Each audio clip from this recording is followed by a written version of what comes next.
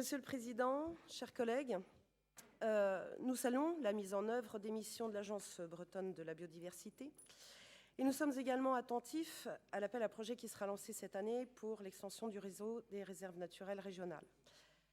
Vous savez également que nous considérons le soutien et l'accompagnement des Bretons dans leurs travaux de rénovation énergétique comme essentiels, pour autant qu'ils ne soient pas les victimes d'arnaqueurs professionnels et que les artisans locaux en tirent également des bénéfices.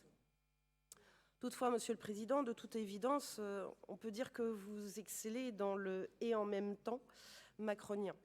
Non, je ne veux pas parler, bien évidemment, de votre capacité à faire le funambule au sein de votre majorité, à la fois socialiste, macroniste et communiste, mais bel et bien de la biodiversité, sujet ô combien important pour notre belle Bretagne.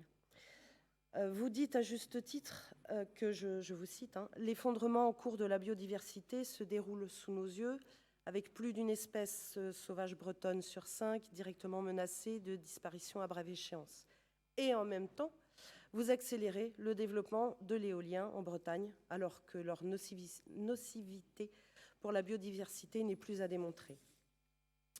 Le projet industriel en forêt de la Noë en est l'exemple type, car bien qu'elle constitue une réserve de biodiversité, l'autorisation de nuire aux 60 espèces protégées qui y nichent à l'année a été donnée au groupe exploitant Boralex. À quoi servent donc des labels tels que les zones d'intérêt écologique, faunistique et floristique, si c'est pour les balayer, les ignorer et les piétiner? À quoi servent les PNR, puisqu'au cœur des Monts d'Arrée, la vice-présidente du PNRA, notre collègue Gaëlle Vigourou, est favorable à l'installation d'éoliennes? Vous l'admettez vous-même, je vous cite à nouveau, « Par un changement profond de nos modes de consommation et de développement, il s'agit de parvenir à des résultats probants en matière de préservation et de restauration de la biodiversité et du patrimoine naturel régional. » Vous annoncez dans les médias, avec votre vice-président, donc Thierry Burlot, que la fin des enquêtes publiques en Bretagne pendant 3 ans et leur remplacement par une simple consultation électronique, notamment sur les projets éoliens, est un mauvais signe pour l'environnement. Mais en même temps, vous votez contre notre vœu réclamant le maintien de ces enquêtes publiques et l'abrogation de ce décret, menaçant ainsi l'environnement et la démocratie. Depuis le début du mandat, nous ne cessons de vous alerter sur le déploiement des éoliennes, que vous encouragez alors même qu'elles sont de moins en moins acceptées par les Français, comme en a convenu lui-même Emmanuel Macron récemment. Tous les pêcheurs des Côtes-d'Armor, ce qui représente environ 300 navires, s'inquiètent des conséquences du chantier éolien en baie de Saint-Brieuc, entre la fuite du poisson lors des forages et les possibles remontées des bactéries. Monsieur le Président, vous nous avez assuré tout à l'heure de votre soutien aux pêcheurs. Alors, écoutez-les, entendez-les. Comme nous l'avons toujours dit, ces éoliennes sont tout sauf écologiques. C'est une véritable industrialisation de la nature.